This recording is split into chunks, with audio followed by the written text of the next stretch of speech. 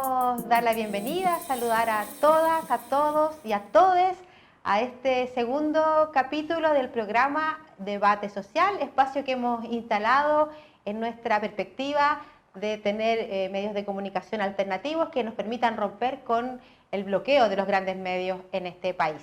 Tenemos un programa muy entretenido, tenemos una tremenda invitada, tenemos a la diputada Gael Yoman, una mujer joven, abogada titulada de la Universidad de Chile, que es una de las pocas pero importantísimas mujeres que han llegado al Parlamento. Hoy día tenemos apenas en el Parlamento de Chile el 20% de representación femenina y además es una mujer joven.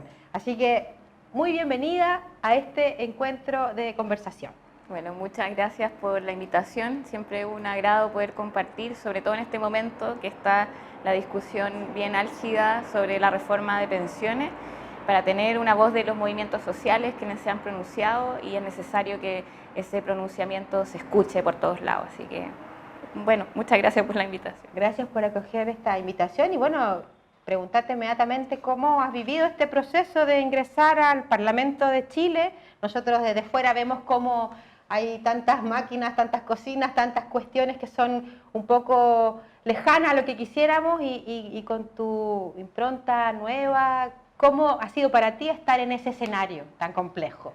Bueno, es un lugar, yo diría, muy ajeno a lo que todas y todos vivimos a diario. Me refiero como a los comunes y corrientes que no estamos en ese espacio de poder en donde la élite se codea y decide por todos nosotros. Y creo que eso se ve en los tratos que tienen los mismos diputados entre ellos, el machismo también que tienen con las diputadas, sobre todo que somos diputadas jóvenes. Yo esta historia lo he contado en varias oportunidades, ya el diputado Melero ya lo he tirado al agua con esta historia, pero cuando nosotros entramos al Congreso y entramos a la Comisión de Trabajo con Maite, el diputado Melero se nos acercó y nos dijo, miren, ustedes que están entrando recién, yo les quiero recomendar un libro de pensiones a todo esto. Y nosotros le decíamos como, pero ¿por qué a nosotras en particular? Porque también había un diputado joven, el diputado Raúl Soto, que también, igual que nosotros, joven y recién ingresando al Parlamento, el diputado Gastón Saavedra, que es más viejo de edad, pero también era su primer periodo, no le recomendaba también este mismo libro, era porque somos mujeres y jóvenes, ese es el tema, ¿cierto? Bueno, ahí el diputado como que no tuvo por dónde responder, pero ese tipo de acciones es pan de cada día. El título era El cascabel al gato de José Piñera. Claro, ¿Sí? aprendamos. Yo, Gael, bueno, también bienvenida. Tengo la fortuna de conocer a Gael antes de que fuera congresista, así que hemos recorrido varios años trabajando por las reivindicaciones del mundo social, así que tengo una gran impresión de Gael y espero que le vaya muy bien. Es complejo porque intentar acceder a los espacios de poder de las instituciones del Estado siempre es una disputa. Cuesta mucho eso. Y yo sé que a ti no debe haber sido fácil ingresar a una estructura del poder que además está sumamente deslegitimada. Y nosotros con Carolina siempre lo discutimos con el movimiento social, nos parece relevante que hayan mujeres particularmente. Lo discutíamos antes. Las mujeres, se da estadísticamente, son menos corruptibles. Y qué bueno que sean así. Y muy contento de que esté aquí. Yo quiero entrar inmediatamente en materia. Esta semana, en estos días, ha salido una ofensiva de sectores vinculados a la democracia cristiana, ex ministros de Estado, Aninat, Fogley, Arellano, Cortázar. Cortázar no hizo perder a todos los trabajadores de Chile 1.900 millones de dólares, que lo sepa la gente. Es decir, más de lo que cuesta la línea del Metro 3 recientemente inaugurada, la perdimos por incompetente este señor. Aninat, otro ex ministro, fue presidente de la Asociación de ISAPRE, un tipo absolutamente inmoral. Juan Pablo Arellano, ex ministro de Estado, asesoró a la Confederación Bancaria, así que lo conozco bastante bien. Promovió las AFP dentro de los gremios, pero además hoy día es director de la AFP, del Banco BCI. Es decir, todos con conflictos de intereses.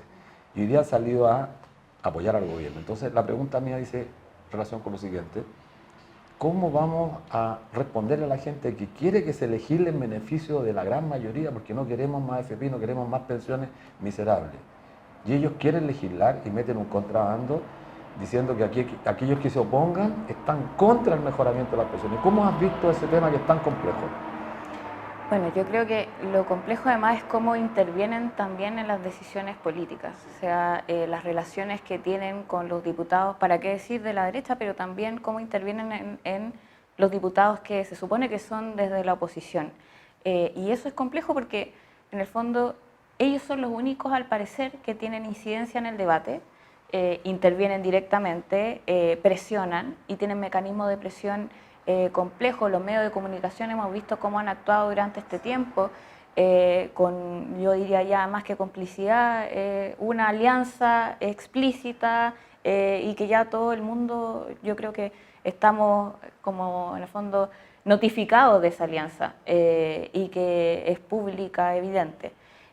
Y en cambio, ¿qué pasa con las mayorías? ¿Qué pasa con los jubilados, las jubiladas? ¿Qué pasa con los trabajadores y las trabajadoras de nuestro país? ¿Por qué no se escucha con esa misma fuerza por parte de los diputados y diputadas lo que ellos están diciendo? Y hay una amenaza además constante, que yo creo que es un chantaje terrible por parte del gobierno en esta misma alianza, de que, por ejemplo, con el Pilar Solidario, que van a haber 10.000 pesos más y que por lo tanto, ¿cómo vamos a estar en contra de un proyecto que vaya a mejorar en 10.000 pesos a las pensiones? Y bueno, todas esas, yo diría, ápices que tiene la reforma y que lo hemos develado, no son mejoramientos de pensiones, pero sin embargo, como tienen el control además de los medios de comunicación, como tienen esa alianza empresarial, es bien complejo también el poder hacerle frente. Pero ahora yo creo que tenemos una oportunidad, porque se está develando eso también. O sea, ya es tan evidente y bueno, la fuerza con la que nosotros también ingresamos al Congreso tenía que ver con eso, con que no hubiera más ese consenso, esa complicidad, ese acuerdo desde arriba, en donde no hubieran más voces y que nos pudiéramos pronunciar también nosotros con nuestro voto, con nuestras intervenciones en lo que creemos y que además es representativo de un mundo que estaba por fuera del Congreso. Y en eso tenemos, yo diría, un deber, y creo que hasta ahora lo que ha pasado en la oposición con el tema de las pensiones también ha venido a resquebrajar eso. ¿Qué hubiera sucedido en otro escenario, en donde no hubiéramos ingresado nosotros, en donde el movimiento social no hubiera estado vigente con la demanda de no más AFP? ¿Qué hubiera pasado? Esto hubiera sido un acuerdo como fue el 2008, como fue las reformas anteriores o maquillajes que la verdad vinieron a profundizar aún más.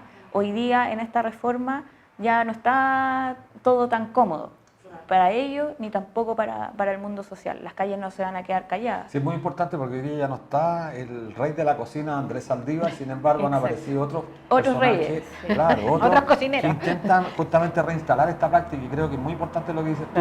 La ciudadanía tiene que tener esperanza, porque la gran derrota para nosotros es lo que ellos pretenden hacer, generarnos más desconfianza, que no es posible los cambios. Y muy bien lo que dices respecto de que con la fuerza de todos los nuevos congresistas, que son mucha gente honesta, no solamente del Frente Amplio. Hay gente, yo tuve la suerte de conocer a la diputada Parra de Angol, del PPD, incluso gente de Renovación Nacional, que ha manifestado su simpatía por tratar de cambiar esto con nuevas prácticas. Creo que eso es muy importante. Sí. Así. Bueno, nosotros estamos convencidos de que este tema está hoy día en la palestra, tiene que ver con el movimiento, con la coordinadora No Más PP y con la fuerza de todo un pueblo que se ha levantado frente a este abuso y sin lugar a dudas aquí el gobierno quiere meter un chantaje, meter un voladero de luces para apaciguar la demanda. Y yo sé que la Comisión de Trabajo en la cual tú participas ha tenido un extenso proceso de escuchar, porque fuimos muchas las organizaciones que nos presentamos en ese periplo de dar opiniones. ¿Qué te parecieron? ¿Cuáles eran las opiniones de las organizaciones que fuimos parte de ir a presentar nuestro planteamiento a este proyecto de reforma al sistema de pensiones? Bueno, en realidad yo diría, todas las organizaciones sindicales, sociales, que representaban más que una visión, yo diría, empresarial o intereses bien particulares, dijeron muy claramente que estaban en contra de la reforma presentada por el gobierno. En cuanto a los expertos, hubieron ahí, claro, yo diría más diversidad obviamente, pero una mayoría también diciendo que esta reforma no mejora las pensiones, que tiene problemas con el financiamiento, que tiene, o sea, hay varios detalles acá que se encuentra el voladero de luces que hacía el gobierno en el detalle y que también aquellos expertos también señalaron en la materia en cada uno de esos puntos. Entonces yo creo que y es evidente para todos los que estuvimos presentes en la Comisión de Trabajo, que a pesar de que el gobierno y los diputados de gobierno también repetían y repetían las mismas palabras, el mismo discurso en contra de incluir el sistema de reparto hoy día en el sistema de pensiones, pero que eran argumentos que no se sostienen, que fueron contraargumentados, pero que tienen una práctica hasta el estío, o sea, llevan una minuta, la repiten, lleva una minuta así, tal cual, una minuta comunicacional, escrita, de hecho salió también en la prensa, y esa es su estrategia, o sea, que acá actúen como soldados defendiendo un programa, una reforma, y que lamentablemente no da cuenta de lo que realmente hoy día necesitan los chilenos y chilenas. Yo ahí también haría el llamado de atención a aquellos diputados que sí tienen una visión a favor de las personas. Estamos hablando de pensiones miserables, entonces realmente es urgente cambiarlo, pero de verdad revisar la propuesta, porque si vemos más de lo mismo no va a cambiar en nada. Si vemos más negocios a la AFP, hemos visto el tema de las últimas noticias respecto a la rentabilidad, cómo mintieron. Entonces es impresionante. Bueno, todo esto también, lamentablemente, frente a un superintendente que tenía que fiscalizar, tenía que haber tenido un rol mucho más activo. En el fondo, él estuvo avalando durante todo este tiempo la mentira de la AFP respecto a la rentabilidad. Entonces, y bueno, el tema de la rentabilidad no ha sido respondido por el gobierno. Vamos con las pensiones más bajas todavía en los años próximos. ¿Y qué va a suceder con eso? Claro. Bueno, eso es lo más grave, que efectivamente, como dices tú, las pensiones están en gran parte definidas, su monto por el ahorro, la capacidad de ahorro de la gente, y si hay baja densidad, es decir, muchas lagunas, es difícil que la gente, además con los bajos salarios, pueda ahorrar una cantidad suficiente para pagar el periodo de sobrevida. Pero si la rentabilidad cae, el propio Rodrigo Aldex, ex ministro de la presidenta Bachelet, que ha sido un defensor acérrimo de las AFP, señalaba que con un punto menos de rentabilidad en 20 o 25 años se perdía casi un 25% de la pensión, del monto de la pensión. Bueno, esa es la expresión más concreta que este sistema está colapsado. Yo quería preguntarte lo siguiente. Toda esta discusión muchas veces se lleva y se aborda desde la perspectiva técnica, tecnocrática, esta suerte de sujetos que vienen inspirados en el paradigma monetarista, casi todos con sus doctorados, las universidades americanas, norteamericanas, y que pretenden tener la solución al problema de las pensiones. Sin embargo, esto es un problema de carácter social y político, no solamente económico. Por supuesto que hay que tener respuesta a la pregunta de cómo se financia un sistema. Nosotros tenemos una propuesta muy buena, tú la conoces, la hemos presentado varias veces al gobierno y sin embargo no hay respuesta, no hay voluntad política. Entonces, creo que es muy importante tener claro que si no es posible resolver el tema por la votación de los congresistas, como decía bien Carolina, hay que trabajar con el movimiento social para pasarles la cuenta a aquellos diputados que votan en contra permanentemente de nosotros, en contra de la ciudadanía. Así es, y bueno, yo creo que también hay un debate dentro, al menos de la oposición, y hay que ser, como yo diría, sincero y transparente en eso. Con el debate de las pensiones, con el debate de la reforma tributaria, se ha puesto en cuestionamiento cuál es el camino que quieren tomar los distintos partidos. O sea, ¿están por los derechos sociales o no están con los derechos sociales?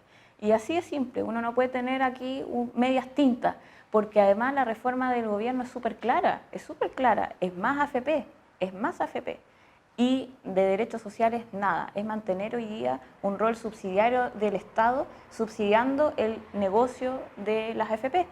Y ante eso, uno no puede votar a favor de un proyecto de esas características. Y eso yo diría que no es objeto ni de cuestionamiento, ni a darle la vuelta, ni caer en el chantaje del gobierno.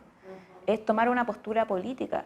Y en eso creo que hay partidos que hemos estado por tener una posición, y hoy diría ha sido más que el Frente Amplio. Y estamos contentos que eso sea así, porque si generamos alianzas o acuerdos, no puede ser solamente respecto a que queremos, no sé, la presidencia de las comisiones o la presidencia de la Cámara. Tiene que ser por realmente hoy día lo que queremos para nuestro país como proyecto. Y en eso al menos creo que hemos ido avanzando con algunos. Hay otro, la democracia cristiana, que está, yo diría, en un proceso de decisión. Y en eso al menos creo que también como influye la ciudadanía, como influyen los movimientos sociales, porque desde el empresariado, desde la AFP, la presión existe. Existe para los diputados y diputadas, existe para los senadores. Sí, nosotros queremos decir también y mandarle un fraternal saludo al diputado Soto, que estaba convocado a esta entrevista, a este programa, y que lamentablemente no pudo concurrir, pero queremos mandarle un abrazo y darle fuerza, porque entendemos que es importante y para nosotros como ciudadanía el poder ver una oposición que sea capaz de resistir frente a la arremetida de todas estas amenazas en que hoy día estamos, porque francamente estamos en una fase de resistir y defendernos, porque hay muchos proyectos e iniciativas legales que atentan contra los derechos sociales. Esperamos que la oposición se alinee. Efectivamente sabemos que hubo un ejercicio, un proceso de trabajo, una mesa técnica que definió 10 puntos mínimos, que en mi perspectiva nada han sido respondidos por el gobierno, por tanto nosotros esperábamos que efectivamente ayer se rechazara la idea de legislar de este fraude de proyecto de mejora a las pensiones, este chantaje, y sin embargo no fue así, esto se pospuso. ¿Qué viene? ¿Qué viene ahora en el proceso, en el trámite legislativo? Bueno, nosotros vamos a votar el día lunes. Eso luego de un gran debate que hubo el día de ayer respecto a... Bueno, ahí el gobierno empezó a jugar un poco, que sacaba la urgencia, que metía otras, que son triquiñuelas que ocupan ellos para la discusión legislativa, para presionarnos. Vamos a votar el día lunes. Lo que sí, bueno, desde ayer en realidad se le exigió al gobierno que presentara una respuesta formal. Lo que hicieron ayer de verdad es poco serio. Yo diría que demuestra que no le interesa nada responderle a nosotros ni tampoco a la ciudadanía estos 10 puntos mínimos, ¿cierto? En donde incluimos que se incorpore el sistema de reparto en ese 4% adicional mediante la administración de una institución estatal, que sea pública, que dé garantía. Y eso no fue respondido en nada, puras ambigüedades que dan a entender una cosa u otra, y por eso queremos una respuesta formal. Y eso es lo que vamos a solicitar para el día lunes. Si esa respuesta formal llega y no responde de igual modo a estos 10 puntos mínimos, nosotros estaríamos rechazando el proyecto de ley. La única manera en que nosotros aprobáramos un proyecto de ley es que se aprueben esos 10 puntos mínimos. Si no se aprueban, nosotros rechazamos. Y ese fue el acuerdo que habíamos tomado en la oposición. Yo ahí entiendo las presiones que pueden tener algunos diputados, pero sin embargo creo que tenemos que mantenernos en lo que ya habíamos acordado. Eso es un tema hasta, yo diría, de confianza, porque tuvimos la confianza de armar una mesa en donde también nosotros participamos confiando en que los acuerdos que ahí se daban se iban a respetar. Y esperamos que todos los diputados lo respeten también. Yo quería interrumpirte ahí brevemente. La verdad es que la ciudadanía se pregunta a veces con justa razón, y una pregunta política que te quiero hacer, ¿por qué el Frente Amplio terminó apoyando la presidencia de la Cámara de Diputados en manos de un demócrata cristiano que además es tremendamente conservador? Eso es lo que la gente se confunde. Dice, ¿para qué voto a los frente amplistas si al final terminan pactando de manera espuria con los demócratas cristianos, que son desgraciadamente los que están llevando adelante esta política? Salvo honrosas excepciones que creo que hay que también relevar a un nivel importante, que no toda la gente es corrupta. Entonces, mi pregunta dice en relación con eso, y lo segundo que está vinculada, las instituciones no las respeta este gobierno, o sea, no respeta a la Cámara porque busca por otras vías presionar y legislar. Entonces creo que, ¿cómo tomas eso, Gael, tú que eres una diputada nueva?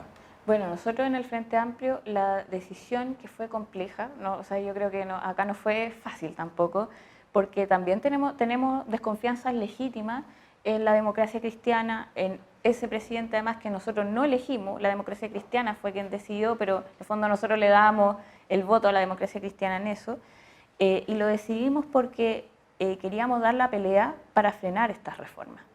Queríamos darnos la posibilidad de llegar a un acuerdo con el resto, obviamente sin trazar principios fundamentales para nosotros que tenían que ver, en el caso de las pensiones, con la incorporación del reparto, pero esto es la política y va variando. Ahora yo creo que no estuvo, inclusive, aunque ellos no cumplan esos acuerdos programáticos, creo que estuvo bien haber puesto este tema en la palestra, porque no estaba, acá se nos consideraba todo como un paquete que éramos una oposición al gobierno, y eso no era verdad y había que develarlo, había que salir con todo a decir que eso no era verdad y que nosotros no éramos culpables de no generar esa oposición conjunta, sino que eran aquellos que preferían ponerse del lado del gobierno, como lo han hecho en otras reformas, y espero de verdad, de todo corazón, que no suceda en esta reforma.